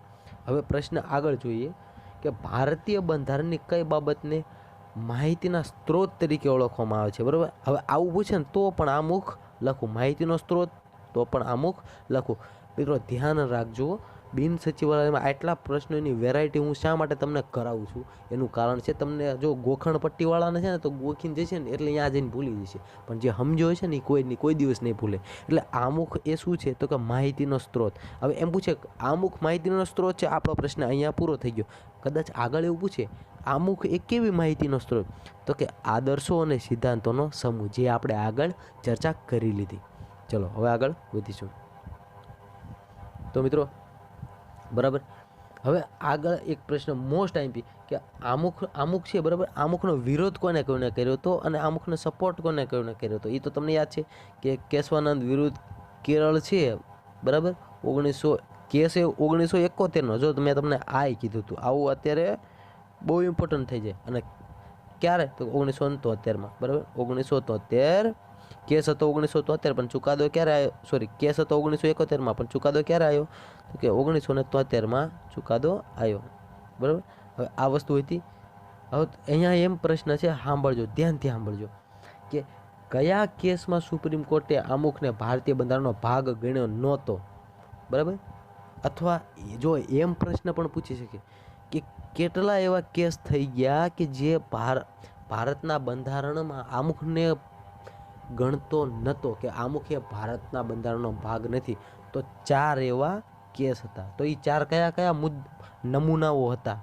તો એ આપણે યાદ રાખશું. તો કે 1960માં ચલો હું લખતો નથી ડાયરેક્ટ, તમે સાંભળી લો, બરાબર. શું? તો કે 1960માં પહેલી વસ્તુ, 1960માં જે પહેલી વસ્તુ યાદ રાખવાનું, તો કે સજ્જનસિંહ વર્સસ રાજસ્થાન, બરાબર, SR. હવે 1964માં આપણે 1964માં જે વાત કરી, બરાબર, તો એમાં શું હતું? તો કે ગોલકનાથ વર્સસ પંજાબ, GP આપણે કીધું હતું. પછી આગળ વધીશું તો કે BM, બરાબર, 1967 1967માં કેસ હતો. એ શું હતો? તો કે ભારતીચંદ્ર વર્સસ મૈસૂર, બરાબર. હવે આ વસ્તુ, હવે 1960માં આજે રાજસ્થાન વાળો હતો એ ક્યારે? 64માં હતો. અને બેરુબાડી જે કેસ હતો ને એ 1960 હતો, બરાબર. 1960, બરાબર, 1960 હતો. કોઈ પણ મિસ્ટેક નથી, બરાબર. ઓકે, બધું રેડી જ છે, બરાબર. હા, 1960 કયો? તો કે બેરુબાડી કેસ હતો. હવે આ બેરુબાડી કેસ 1960, સજ્જનસિંહ વર્સસ, બરાબર, રાજસ્થાન એ 1964, બરાબર. પછી 1964 પછી કયો હતો આપણે? તો કે 1967, આ 67 છે, બરાબર. 67 કયો? તો કે ગોલકનાથ વર્સસ પંજાબ, બરાબર. અને ભારતીચંદ્ર મૈસૂર વર્સસ આ તો 1970. જો મિત્રો તમને યાદ રહ્યું હોય તો આપણે કેટલા કેસ જોયા હતા? તો કે 1960, જો તમને ઇઝીલી યાદ રહી જાય, બરાબર. 1960, 1960માં તો કે બેરુબાડી કેસ, ફરીથી રિવિઝન કરાવી દઉં, બરાબર. હવે 1964 તો કે સજ્જનસિંહ વાળો કેસ, બરાબર. હવે 1967 જો એક મુદ્દો યાદ રાખશો ને તો પણ યાદ રાખશે. 1967, બરાબર. હા, 1964માં કયો આવ્યો તો કે રાજસ્થાન વાળો. હવે 1967માં તો કે ગોળખનાથ, બરાબર. ગોળખનાથ વાળો આવ્યો.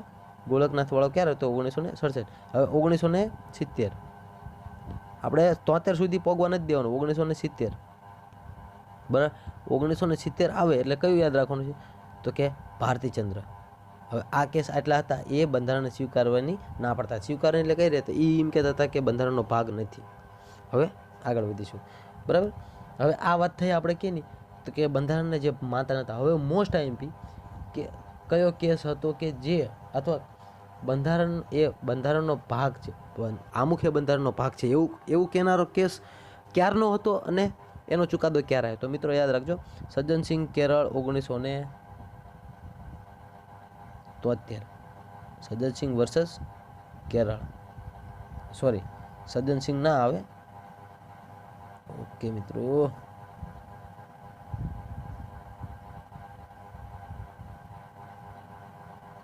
1973 આવશે ભારતીય, સોરી 1973માં આવશે કેશવાનંદ ભારતી વર્સસ કેરળ રાજ્ય આવશે, બરાબર.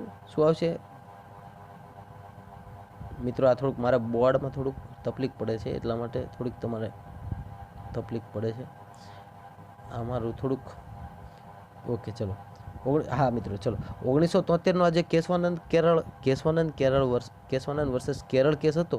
એ કેશવાનંદ કેરળ વર્સસ, બરાબર, કેશવાનંદ વર્સસ કેરળ જે કેસ હતો ને, તો એ કેસ શું કહે છે, બરાબર?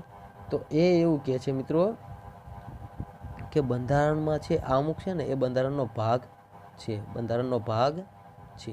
હવે આ વસ્તુ થઈ ગઈ નોટિસ. હવે આગળનો પ્રશ્ન જોઈએ આપણે. ચલો, આ પ્રશ્ન લાંબો થઈ ગયો પણ મિત્રો યાદ રાખજો કે હું તમને અપ ટુ ડેટ માહિતી આપવા માંગુ છું. એટલે આપણે આ લેક્ચરમાં બધું આપણું આમુખ વિશેના જેટલા પ્રશ્નો છે ને એ તો બધા સોલ્વ ડેફિનેટલી થઈ જશે. આમનીથી બહાર એક પ્રશ્ન આવશે નહીં આમુખનો, બરાબર. પછી આપણે આગળ જોઈશું જે રીતે આપણે આપણા ચેપ્ટરને લઈશું, બરાબર. હવે 42મો બંધારણીય સુધારો હતો, બરાબર. એમાં કયા કયા શબ્દો ઉમેરવામાં આવ્યા હતા, બરાબર? આ પ્રશ્ન પણ બની છે તો કે બી આ ટ્રીક યાદ રાખજો તો કે અખંડિતતા, સમાજવાદી અને બિનસાંપ્રદાયિકતા, આટલા, બરાબર. હવે આગળ વધીશું, બરાબર. ત્યારબાદ હવે આમુખ અને ભારતીય બંધારણની અન્ય બાબતોની ડિઝાઇન કોણે તૈયાર કરી? તો કે હવે આ ડિઝાઇન આવે ને, ડિઝાઇન, બરાબર, ડિઝાઇન એટલે તમારે ડી પછી બી યાદ રાખવાનું, ડી પછી બી યાદ રાખવાનું. શીનું? આ અમુકની ડિઝાઇન કોને તૈયાર કરી? હવે ડિઝાઇનમાં ડી આવે, ડી પછી શું યાદ રાખવાનું? બી. આ મારી ટ્રીક છે તમને યાદ રાખવા માટે. હવે ડી પછી એટલે ડિઝાઇન તૈયાર કરનાર હતા બેઓહર રામ મનોહર સિન્હા, બરાબર. બેઓહર રામ મનોહર સિન્હા હતા જેને આમુખની ડિઝાઇન તૈયાર કરી, બરાબર. અને પ્રારૂપ કે તો કે BN રાવ. DB અને PB આ વસ્તુ યાદ રાખવાની છે, DB PB. હવે આ વસ્તુ કોરિલેટ તમે એકબીજાને કોલેબરેટિવ યાદ રાખશો એટલે તમને ઇઝીલી યાદ રહી જશે. જો આમુખની ડિઝાઇન કોને તૈયાર કરી, બરાબર? તો કે બેઓહર રામ મનોહર સિન્હા, બરાબર. આમુખનું પ્રારૂપ કોને તૈયાર કર્યું? તો કે સર BN બેનિગલ નરસિંહ રાવ, બરાબર. હવે આપણે આગળ વધીશું, IMP પ્રશ્નો જોઈશું. હવે મિત્રો એક ટોપિક આપણે યાદ રાખવાનો છે કે આમુખ છે ને એના જમણા ખૂણામાં આમુખ હોય ને એના જમણા ખૂણામાં રામ તરીકે કોકની સાઇન હતી, આવી રીતે રામ કરીને, આ રીતે જે આપણે કોમ્પ્યુટરમાં જે પ્રશ્ન જોયો ને કે આડી શબ્દની અંદર આડી લીટી કરે એને શું કહેવાય? તો એને બ્રેક થ્રુ કહેવાય. શું કહેવાય? બ્રેક થ્રુ કહેવાય. આ જે લીટી કરે ને આડી એને એવી લીટી તમારે કોમ્પ્યુટરમાં કરવી તો એને શું કહેવાય? તો કે એને બ્રેક થ્રુ કહેવાય, બરાબર. હા, તો એ રીતે જે બ્રેક થ્રુ કરીને એટલે કે રામ કોને લખ્યું છે બંધારણના જમણા ખૂણામાં આ રીતે?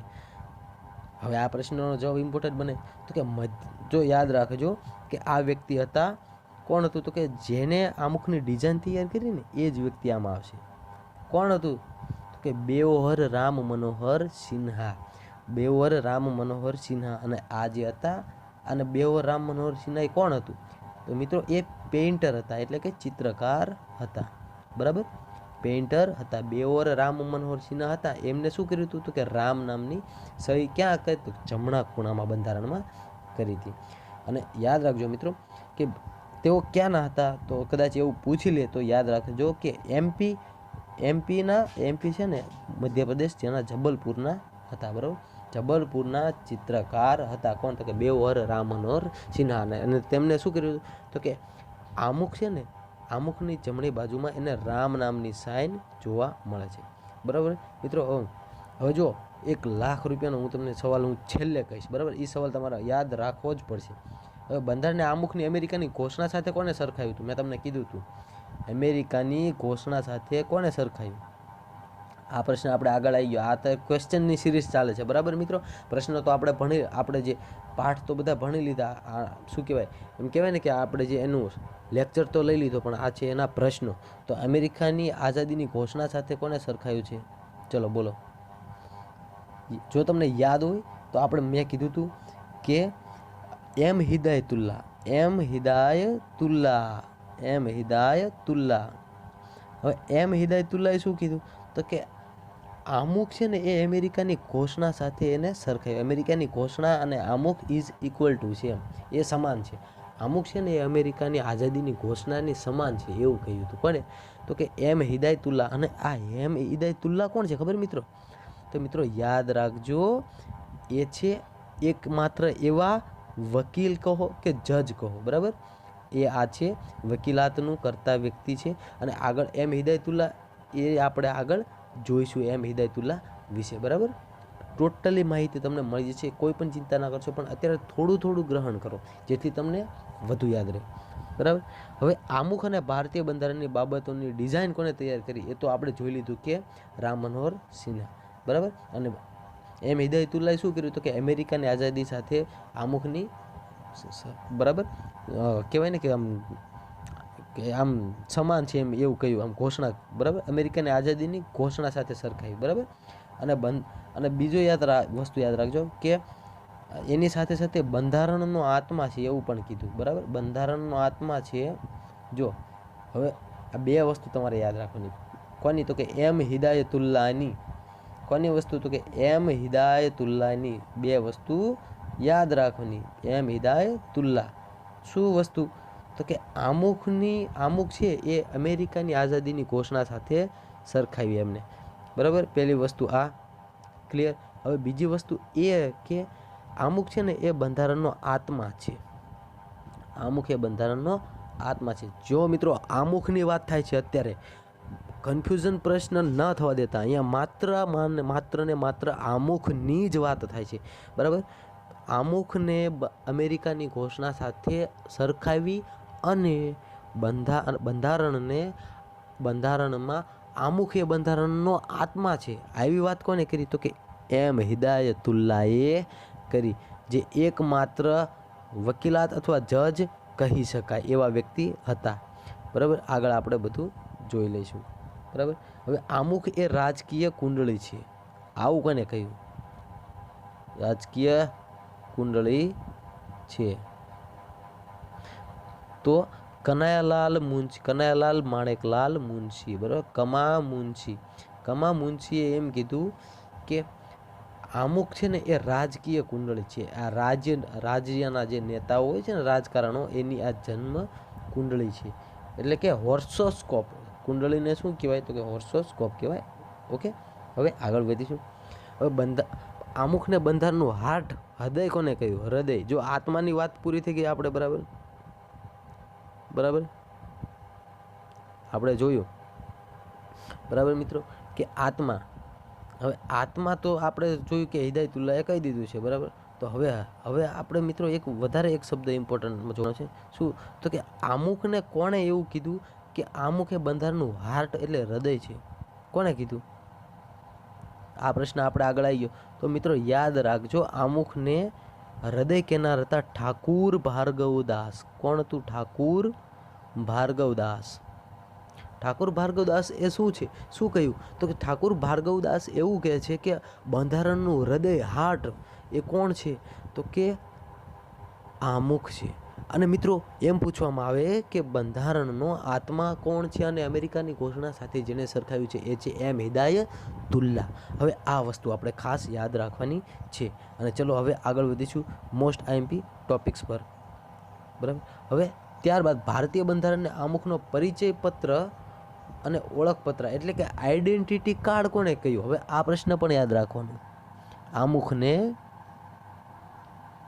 આઈડી કોને કીધું છે? આઈડી એટલે શું કહેવાય? તો કે આઈડેન્ટિટી કાર્ડ કોને કહેવાય? તો કે પરિચય પત્ર હોય ને આપણો, જે આ પરિચય પત્ર કે આ વ્યક્તિ કોણ છે. હવે આમુખનું આઈડી કાર્ડ, બરાબર, આમુખનું આઈડી કાર્ડ નહીં, પણ જે બંધારણ છે ને, બંધારણ, આ બંધારણનું આઈડી, આપણે કેમ માણસનું આઈડી હોય છે કે મારું નામ હોય, બરાબર, તો મારું આઈડી કાર્ડ હોય, અને એ રીતે આ જે બંધારણનું આઈડી કાર્ડ તો એકાદું હશે એમ. આવું કોને કીધું? કે આવું વિચિત્ર વાત કોને કરી કે આવું કોને કીધું કે આમુખ એ બંધારણનું આઈડી છે, અથવા ઓળખાણ પત્ર છે, અથવા પરિચય પત્ર છે? તો મિત્રો યાદ રાખજો આવડું આ નામ. તો એ નામ છે, તો કે એક મિનિટ મિત્રો, તો એ નામ, એક મિનિટ પેન હું લઈ લઉં. ઓકે, તો કે મિત્રો યાદ રાખજો NA પાલખીવાલા. NA પાલખીવાલા. હવે આ મિત્રો આ NA પાલખીવાલા છે કોણ? NA પાલખીવાલા તમે સારા અક્ષરે લખજો મિત્રો. મારે થોડુંક લખવાની તકલીફ છે, એટલા માટે હું આવા અક્ષર કાઢું છું. તમે સારા અક્ષરે, સુંદર અક્ષરે તમે ફરીવાર વાંચી શકો એ રીતે લખજો. અને મિત્રો યાદ રાખજો, આ મારા લેક્ચરમાં લખવાનું રાખજો. બાકી જો લેક્ચર જોશો ને તો ભૂલી જશો ભાઈ, બરાબર. તો કોને કહ્યું છે? તો કે NA પાલખીવાળા. NA પાલખીવાળા. તો હવે આ NA પાલખીવાળા કોણ છે? NA પાલખીવાળા છે કોણ? બરાબર, NA પાલખીવાળા કોણ છે? તો કે એ ન્યાયવિદ છે, બરાબર, જજ કહી શકાય ને. આ NA પાલખીવાળા કોણ છે? તો કે ન્યાયવિદ અથવા આ જજ છે, બરાબર.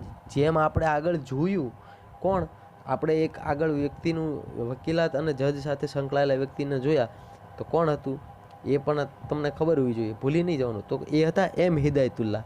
અને આ એવા જ વ્યક્તિ છે NA પાલખીવાળા, બરાબર. એ કોણ છે? તો કે જજ છે, ન્યાયવિદ છે, બરાબર. હવે યાદ રાખજો કે આમને શું કીધું છે? તો કે આમને એવું કીધું છે કે આ આમુખ છે ને, આમુખ એ બંધારણનું આઈડી કાર્ડ છે. આઈડી કાર્ડ કોનું છે અને કોણ છે? તો કે બંધારણનું આઈડી કાર્ડ આમુખ છે. ધ્યાન રાખજો, ઊંધું ના થઈ જાય. ઊંધું કેવું? બંધારણનું આઈડી કોણ છે? તો કે આમુખ છે, પણ આમુખ એ બંધારણનું આઈડી કાર્ડ નથી. ધ્યાન રાખજો, ઊંધું ના થઈ જાય. મારું આઈડી કાર્ડ એક કાગળિયું હોય, પણ હું કાગળિયાનું આઈડી કાર્ડ હોય નહીં. આ રીતે કોન્સેપ્ટલી યાદ રાખજો, એટલે ભૂલ થાય નહીં, બરાબર. ઓકે, હવે આગળ વધીશું મિત્રો. હવે ભારતની દ્રષ્ટિએ સમાજવાદ શબ્દને કેવા સમાજવાદ તરીકે આપણે લીધો છે? તો મિત્રો મેં જે હમણાં વાત કરી, જો આવો પ્રશ્ન પૂછે ને તો તમારે એક જ શબ્દ યાદ રાખવાનો કે લોકતાંત્રિક. કેવું સમાજવાદ છે ભારતમાં, પણ કેવો સમાજવાદ છે? તો કે લોકતાંત્રિક સમાજવાદ છે. બાકી બીજું બધું કશું વધારે પડતું યાદ રાખવાનું નહીં. ભારતની દ્રષ્ટિએ સમાજવાદ શબ્દને કેવા સમાજવાદ તરીકે સ્વીકાર્યો છે?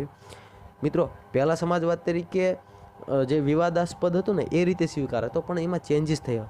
ચેન્જીસ એટલે શું? કે સુધારો થયો હતો ને 1976માં, 42માં બંધારણ સુધારો, કે એ જ સુધારો કે પછીથી એવું કહેવામાં આવ્યું કે આ જે આમુખ છે ને, આમુખ એમાં જે આ લોકતાંત્રિક છે ને શબ્દ, એ શબ્દ શું કહેવામાં આવે? બરાબર, સમાજવાદ શબ્દ. તો કે સમાજવાદ શબ્દ એમ કહેવા માગે છે કે સમાજવાદ કેવો છે ભારતમાં? તો કે લોકતાંત્રિક સમાજવાદ છે. સમાજવાદ કેવો છે? બરાબર, તો કે સમાજવાદ છે મિત્રો, સમાજવાદ જે ધ્યાન રાખજો, આ શબ્દ 42માં બંધારણીય સુધારાના જે અ-સ-બીમાં સ હતો ને, આ એ જ સ છે, બરાબર. તો ભારતમાં કેવો સમાજવાદ છે? તો કે લોકતાંત્રિક સમાજવાદ છે. આ વસ્તુ યાદ રાખવાની છે મિત્રો. આવા પ્રશ્ન પૂછે જાય ને તો નથી આવડતા. લોકતાંત્રિક સમાજવાદ, બરાબર. ઓકે, હવે આગળ વધી. લોકતાંત્રિક, બરાબર, લોકતાંત્રિક સમાજવાદ.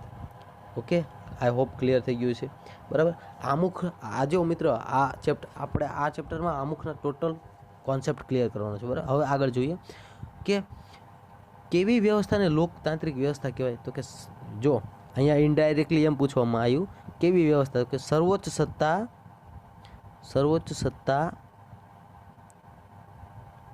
સત્તા લોકો પાસે હોય.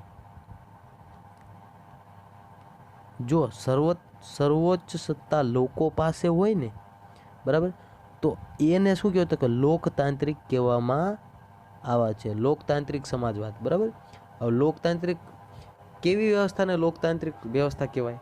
તો કે સર્વોચ્ચ સત્તા લોકો પાસે હોય. હવે આ શબ્દ હવે તમને હું સમજાવું. જો હવે આપણે ઇનડાયરેક્ટલી અહીંયા એવું જ પૂછવામાં આવ્યું છે કે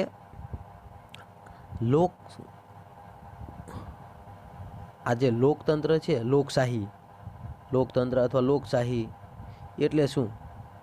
તો અહીંયા યાદ રાખવું કે લોકો દ્વારા, લોકોનું ને લોકો માટે જે શાસન ચાલે છે, લોકો દ્વારા, લોકો માટેનું, બરાબર, અને લોકોથી, લોકો દ્વારા, લોકો વરડે કોઈ પણ શબ્દ ચાલતું શાસન એટલે લોકશાહી. એટલે ઇન શોર્ટ એવું કહેવા માગે છે કે અહીંયા કોઈ રાજા નથી, બરાબર, અહીંયા બધું શાસન લોકો કરે છે, કરતા હરતા બધું લોકો જ હોય છે. તો કે એવું શાસન હોય જે દેશમાં, તો કે એ દેશને કેવો દેશ કહેવાય? તો કે લોકશાહીવાળો દેશ કહેવાય. ફોર એક્ઝામ્પલ એવા કેવા દેશ છે? તો કે મિત્રો અમેરિકા છે, બરાબર. જો ફોર એક્ઝામ્પલ આપણે ભારત દેશનું ઉદાહરણ જોઈ લઈએ. તો કે ભારત કેવો દેશ છે મિત્રો? તો કે ભારત છે એ લોકશાહીવાળો દેશ છે. કઈ હવે આપણે એમ થાય કે આપણે ક્યાં અહીંયા, આપણે તો કંઈ રાજ કરતા નથી, આપણે તો ખાલી અહીં ઘરે બેસવી છે, આપણે ક્યાં રાજ છે? પણ મિત્રો તમારી પાસે રાજ એ રીતે આવે છે, બરાબર, તમારી પાસે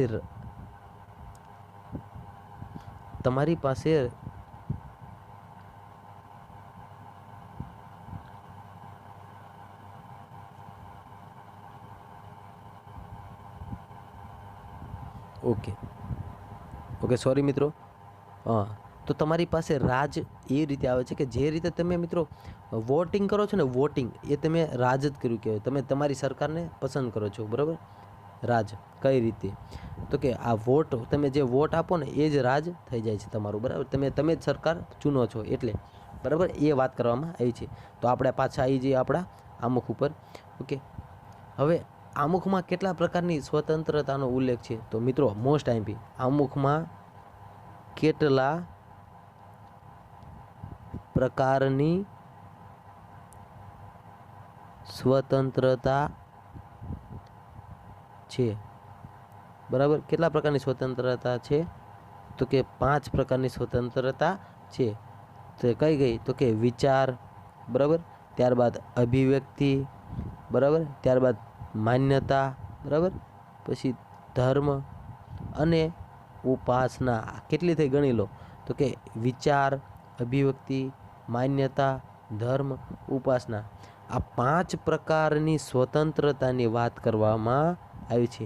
આમુખમાં કેટલી સ્વતંત્રતાની વાત કરવામાં આવી છે? તો આમુખમાં 5 પ્રકારની સ્વતંત્રતાની વાત કરવામાં આવી છે. કઈ? તો કે વિચાર, અભિવ્યક્તિ, માન્યતા, ધર્મ અને ઉપાસનાની વાત કરવામાં આવી છે, બરાબર.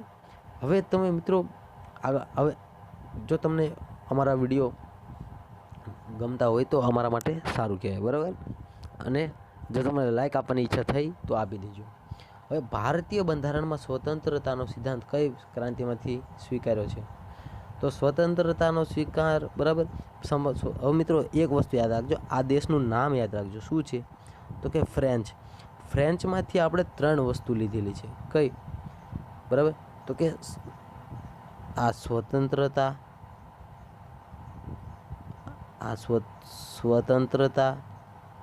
ત્યારબાદ સમાનતા,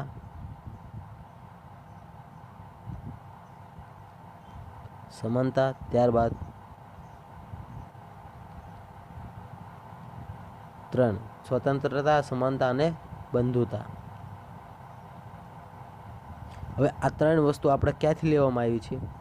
જે રીતે આપણે ભાષા લીધી ને, કે ભાષા ઓસ્ટ્રેલિયામાંથી લેવાય, બરાબર, અમુકનો સ્ત્રોત એટલે પાવર ક્યાંથી તો કે અમેરિકામાંથી લેવામાં આવે. અને તો એવી રીતે આ ફ્રાન્સમાંથી કઈ વસ્તુ લેવામાં આવી છે? તો કે આ 3 વસ્તુ. કઈ વસ્તુ લખવું તો લખી નાખજો: સ્વતંત્રતા, સમાનતા અને બંધુતા. જેવી વસ્તુ ક્યાંથી લેવામાં આવી છે? તો કે આવી વસ્તુ લેવામાં આવી છે ક્યાંથી? તો કે મિત્રો યાદ રાખજો, ફ્રેન્ચ ક્રાંતિમાંથી લેવામાં આવી છે. કઈ ક્રાંતિ? તો કે ફ્રેન્ચ ક્રાંતિમાંથી લેવામાં આવી છે. ઓકે, હવે આગળ વધીશું. એક ઇમ્પોર્ટન્ટ ટોપિક હજુ પણ જોઈએ. તો કે હવે એક વસ્તુ છે ન્યાય. ન્યાય ક્યાંથી લેવામાં આવ્યો છે? તો કે યાદ રાખજો, રશિયામાંથી. જો આ પ્રશ્ન કેમ ઇમ્પોર્ટન્ટ બનાવતા કે યુક્રેન વોર ચાલી રહી છે રશિયાની, બરાબર? રશિયા બરાબર, રશિયાની ક્રાંતિમાંથી,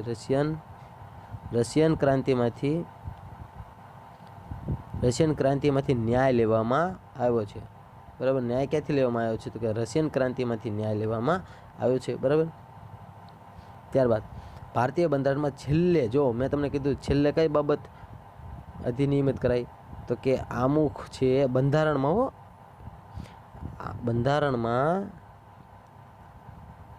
બંધારણમાં છેલ્લે કઈ બાબત અધિનિયમિત થઈ?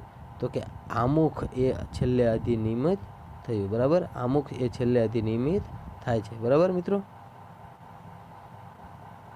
ઓકે, હવે આપણે એ તો જોઈ લીધું. ચલો, તો કે હવે આમુખમાં જે મોસ્ટ ઇમ્પોર્ટન્ટ જેટલા ટોપિક હતા એ બધા આપણે કવર કરી લીધા છે.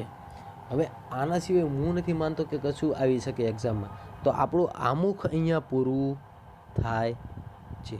હવે આપણે તમારે આમુખમાં આટલી વસ્તુ તમે કરી નાખો એટલે તમે આમુખના બાદશાહ, બરાબર?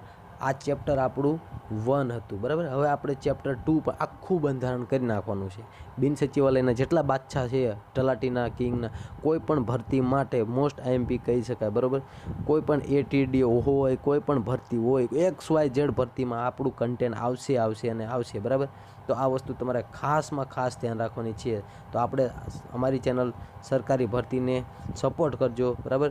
સબસ્ક્રાઈબ કરજો અને લાઈક તો આપજો, કારણ કે મિત્રો મહેનત થાય છે, બરાબર? મહેનત અમને મહેનત નહીં મળે તો અમારે ડિમોટિવેટ થવાનો વારો આવશે. અને તમને ઘર બેઠા મફતમાં હું આ બધા કોર્સીસ આપવાનો છું. એક પણ રૂપિયો લેવાનો નથી. અને જેટલા પણ સ્ટુડન્ટ મારી સાથે જોડાશે એટલો મને વધુ આનંદ થશે અને મને વધુ ખુશી મળશે. તો